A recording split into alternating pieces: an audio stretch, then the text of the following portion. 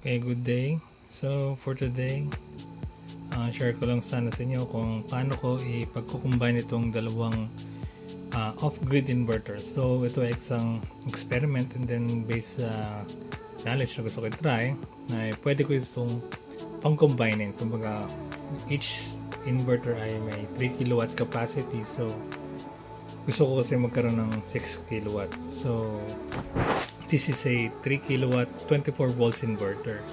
So I'll be combining the two to make a 6 kilowatt 24 volt inverter. So ito kasi sana nasira yung driver board niya, and then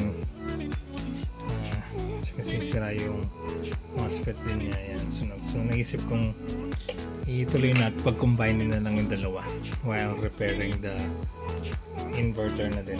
Itong isa buo, and then ito sira.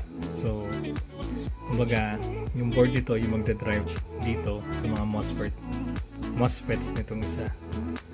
So okay, i-repair ko na muna. Okay, so now so guys, testing ko na. So nagawa ko na yung connection nila for the driver. And as you can see, na-repair ko na rin yung damaged MOSFET dito sa kabila. 5, pinalitan ko na yung 5. And then, okay, ginawa ko silang parallel. So, this one, kinonect ko lang din sa kabila. So, parallel connection siya sa isang coil. So, test na natin. So, gamitin natin supply. Kung muna ako ng supply dyan, 24 volts.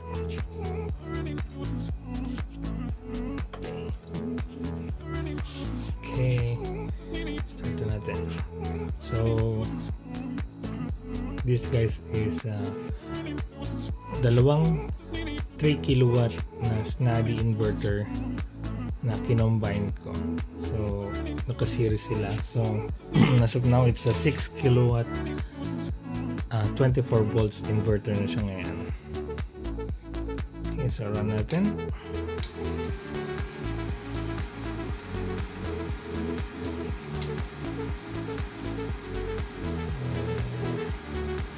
So as you can see, may power na siya. So it's working. So pwede guys na gawing i-parallel yung dalawang 3 kilowatt or any model. So dito sa model kasi na to, so same, pwede rin siya sa mas mataas na version. Pwede mo siyang pag-combine.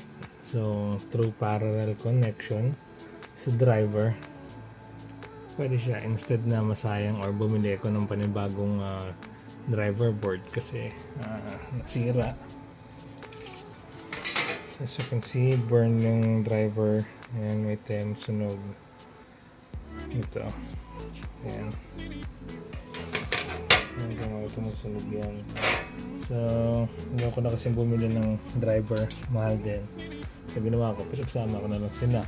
Naisip ko. So, now, meron na akong 6 kilowatt inverter. So, pwede rin natin itong gawing 8 kilowatt. So, meron kasi akong extrang MOSFET. So, in another video, gagawin ko rin siya. Paano naman natin gagawin 8 kilowatt ito. So, di ba may version kasi ng snadi na 24 volts na 3 kilowatt. So, meron din 4 kilowatt, di ba? So, sa nakita ko, meron lang siyang i-add na part. So, yun yung MOSFET. So, available din po yan sa store natin.